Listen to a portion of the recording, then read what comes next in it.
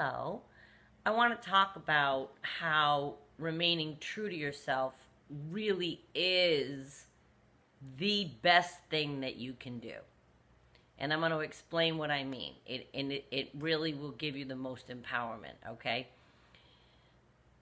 Having the strength to say yes or no as you see fit will lead you to your ultimate life, because we're happiest when we're the most comfortable. And we're the most comfortable when we are acting in line with our own belief system. We get uncomfortable when we go against ourselves, against the grain of our own value system, moral code, beliefs, right? And that happens a lot with the narcissist, that we go against our own belief system. Being authentic means your words and your actions line up with each other. Living your life according to your own moral code and value system, and not someone else's, namely in this case theirs. You remain faithful to your own belief system, and you don't succumb to pressure from anyone else to behave differently than you would want for yourself. Okay, it means that when you're with people, all people, publicly, privately, in smaller groups, and also with you're the same person, and you stand with conviction and you move forward through life like that, okay? And how you narrate throughout the day to yourself really counts in terms of your headspace and how you're going to, how it's going to have a grave and great effect on your state of being. And you are all you have in defense with this narcissist business, okay? My comfort level increased because my words and actions were not in alignment at one point with this narcissist business. They were not. And my comfort level increased tremendously when I started to get them back in line. And what I mean by that is I'm yelling, screaming, hollering, complaining, crying, whatever, and saying, you can't behave that way. What are you doing? Oh my God, oh my God, oh my God. Yet I was accepting it. That's not being an authentic person. I wasn't being an authentic person. If I had really followed my convictions, the authenticity inside of me that I like to think that I have would have said, no, that's not acceptable. Bye-bye. Right? A lot sooner than I did. Maybe on infraction number 485 instead of 487, but I certainly would have done it a lot sooner than I did. The comfort level, when you start to, and this might sound like I'm saying to you, call him out or her out on every action that they've done to you. And we've talked about that before, and how if you have a comfort level with that and you are not in physical danger and you want to get things off your chest and you want to talk to your narcissist, go for it. But I'm not asking you to expunge everything. But what I'm trying to say to you is picture yourself in a place of empowerment. And it was virtually impossible for me to find that footing when I was playing the exact game that they do. Meaning, if you think about the narcissist, they do the exact opposite of everything I just listed in terms of being an authentic person. So how empowered do you think they really are? They know they're different people with all different people around. They've got to feel uneasy all the time. If they're juggling different ways of behaving with various people, and I mean, do they forget and mix it up sometimes?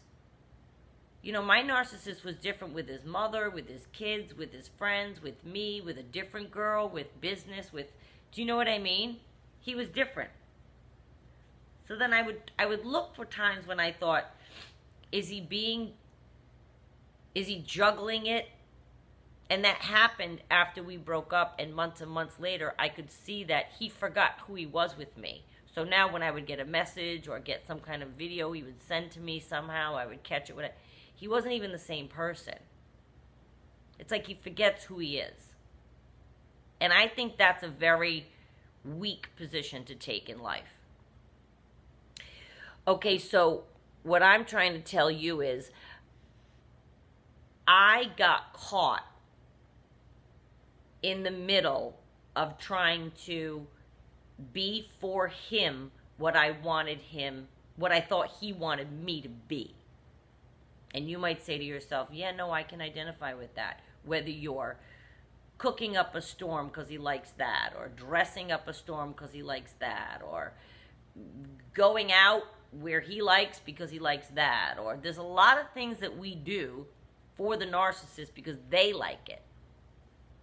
We're not talking about compromise here. He likes country music, you like rock music, so you go to each other's concerts. That's compromise. That's what you do in a relationship. That's not what I'm talking about. But when he's constantly asking you to go against the grain of what you believe and you say yes, that can chip away at us. And like I think I mentioned once before, I even towards the end, I was bargaining. Oh yeah, I was offering things I knew I would never be comfortable doing. I was trying to bargain. Well, I'll do this and oh my God, I look back. That really made me uncomfortable. That was probably the lowest for me, now that I look back, is when I was the furthest away from myself. I'll say that again. That was the lowest for me. When I started bargaining and I said, well, I'll do this and I'll do that and we can try this and we can do that. I was the furthest away from my authentic self. I knew when the bargaining chips were coming out of my mouth that they were never going to happen, and that I was really uncomfortable, and that I was just throwing things against the walls to see if they would stick. I was trying to make him say, ooh, okay, that sounds nice. It was against the grain of who I was. You can't maintain that. And I was not in a strong position of defense against the narcissist in wrapping myself up in acting in a way or trying to think I could act in a way that was against the grain of who I was. If you are doing that currently, I don't think that you should anymore. And I think that you can start taking back little ways of making your authentic person stand out. And I'm sorry, can you get Minnie snoring right here? I don't know if you can hear her. I think that once I did that, what happened was then I got to sit back and watch him squirm through life. Like those last few months, it was like months and months and months where we were just maintaining contact, but we had broken up, but I thought I'd make him friends. Remember I told you, and I was keeping him around as a scientific experiment so I could question him, and it didn't work. But during that time, as I became further and further away from him and I gained myself back and I was in my strong footing, I saw him, he squirms through life. Because he would come through here, and there were a couple times he stopped in. I had other friends, and you watch him behave, and they're just all over the place. They don't know how to behave. Is he the funny guy today? Is he the dancing guy today? Is he the glum guy today? Is he the introspective guy today? Is he trying to be smart? Is he trying to look interesting? I mean, it was just sad. They're squirming through life. Like, don't you want to be a solid person in front of whoever's around? Like, my daughter and friends, and they can all be in the same room. They're going to get the same Renee. I don't have to worry and juggle and think, who's going to be, I got to be, sexy and charming because this person's in the room and I'm trying to hit on her, but my mother's in the room and I have to be this way. Like, I would watch him, not necessarily with his mother. I didn't meet his mother except on FaceTime. But what I'm saying is I would watch him move through a room and be this way over here with women, and then be that way over there with men, and then try to talk business with this person. And he sounded idiotic. The more I gained my footing, the more I realized how idiotic he looks going through life being 9 different people. And I I didn't like that about myself because I pride myself on having established a strong footing at this age and being able to be who I truly am in front of whoever's around. You know, an honest version of myself. I like to present myself with the honest version of myself. I'm not going to meet somebody and suddenly be different. Hi, how you doing? And shake their hand and try to look strong. And I see women do that. They try to make themselves look and sound different and strong. And no, hi, how are you? Nice to meet you. I don't care if it's a business meeting or a family meeting, or I am who I am. I have conviction in myself. And I want you to have the same conviction in yourself. And believe in yourself that you are enough, exactly who you are. And you might say, well, you know what? I've been with him for years or her for years. I don't even remember who I am. Well, if that's the case, then you sit, and I'm pen to paper. I've said it before. I'm a hard copy person. Pen to paper, and you write it down. I don't like to go out until 3 in the morning and get trashed. Joey, tell him that. I'm not doing that anymore. I don't like to jump on the boat with strangers that you met yesterday, because that's what a lot of narcissists do, right? They make fast best friends with people they meet out. Oh, we're going to go on their boat. And they're like, everybody's their new best friend. And you're all, if you don't like that, tell them. I don't like cooking every night. I don't know, whatever it is. Cooking might be a chore you have to do. You both have to eat, I guess. Okay, fine. I eat things that don't need to be cooked, so I'm safe there. Tuna fish is my friend. But what I'm trying to tell you is, for the real things that are important, if you are chipping away and giving a little bit of yourself towards the narcissist and shaving off pieces of yourself because you know you're going against the grain of something that you believe, that'll make you feel less equipped to deal with them. The stronger footing you get, the more power you take back, the better you'll be able to handle them when they come at you with anything. And they're always coming at us with something, right? There's never not a day or not an issue with the narcissist. Something's going to come up at some point. And I felt stronger and better equipped to deal with that. For example, earlier in the relationship, when I was still a little mixed up and my authentic self with him was compromised. I didn't like who I was. Didn't even recognize myself with him. But in those days, if he said something, sure, I'll go. Yeah, let's go out. Yeah, yep, no, sounds good. They seem like very nice people. Sure. Towards the end, it was, are you out of your mind? I'm not going on a boat with these strange people. Or, I'm not going to that place of debauchery. Are you out of your mind? I'm not doing that. I'm in my 50s. That place is for kids. Or, do you know what I mean? Just whatever it is that they're trying to make you do or bring you over here to do. I'm just thinking of examples in my head, but just start to take a little power back. And that's when I noticed I was getting better footing. When I could say no. I had more conviction as a 13-year-old saying no to things around me than I had in the relationship with that narcissist at one point. And I thought that was embarrassing for myself. And when I caught on to that, I was mortified. I mean, as a teenager, if somebody said, here, try this, try that, I was like, nope, no way, I have a path, my life is going to be this, I'm going to go to school, and I'm going to get, I was very focused, nothing could deter me.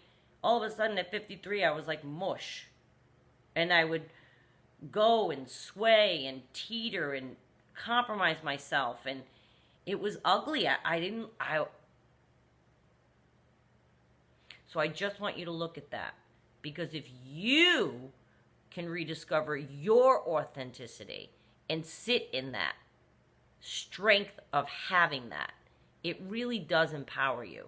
It really does. And it allows you to, maybe you can't leave your narcissist, but it allows you to be able to carve your own space out in your world. And if that's all you can wish for yourself because you can't leave them, then that you deserve that. A nice, peaceful space. So you can start taking power back and at least not doing things that are against the grain of what you believe.